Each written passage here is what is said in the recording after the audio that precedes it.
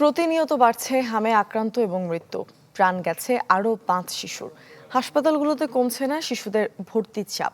চিকিৎসকরা বলছেন তীব্র পুষ্টিহীনতার কারণে শারীরিক জটিলতায় সুস্থ হতে সময় লাগছে শিশুদের।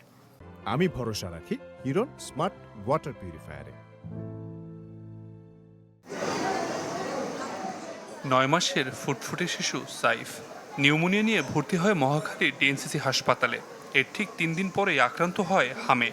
প্রথম দিকে 2 দিন ধরে খাওয়া বন্ধ ছিল, নর্মাল পানিটাও খেতে পারতেছিল না। এমন অবস্থা যে যাই মুখে দিতাম ও কাশি দিত আর খুব কান্না করতো। মেডিসিন চেঞ্জ করা হয়েছে, শরীরে পরপর জ্বর আসতেছিল, আজকে সকালেও জ্বর আসছিল, এখন আলহামদুলিল্লাহ জ্বর পড়ে গেছে। এই হাসপাতালে সাইফ শুধু একা নয়, তার মতো কাতরাচ্ছে আরও 498 জন শিশু। এই তো গত 24 ঘন্টায় নতুন করে এই হাসপাতালে ভর্তি হয় 151 জন শিশু। এদিকে হাসপাতালটির অস্বাস্থ্যকর পরিবেশ ভোগান্তি বাড়াচ্ছে রোগীদের। 3 দিন পর বেডশিট পাল্টানোর কথা থাকলেও তা মানছে না কর্তৃপক্ষ। অন্যদিকে তীব্র গরমেও মাথার উপরে ফ্যান ঘুরছে কচ্ছপ গতিতে। ফ্যানের বাতাস একটু লাগে না, তাহলে আমগো গায়ে লাগে না, ওরা তো অসুস্থ, অগো তো আরো শরীর জ্বালাফোড়া করে দেন না, এই যে চিল্লি করতেছে। 2-3 বার অনেকবার বলার পরে একদিন পরে এসে বেডশিট দেওয়া হয়েছে।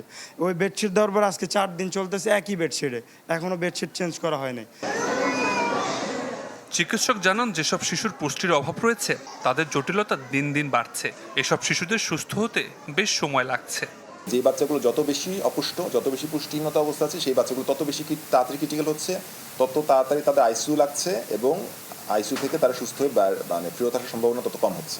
যেই বাচ্চাগুলোর চিকিৎসা আমরা একটু আর্লি শুরু করতে পারছি, সেই বাচ্চাগুলির মধ্যে জটিলতার হারও কম, সেই বাচ্চাগুলির ক্ষেত্রে মৃত্যু হার তো অবশ্যই কম হচ্ছে। এদিকে শিশু হাসপাতালে দেখা যায় ভিন্ন চিত্র। চিকিৎসক জানান নতুন করে তেমন রোগী ভর্তি হচ্ছে না। আবির হোসেন, চ্যানেল 24, ঢাকা।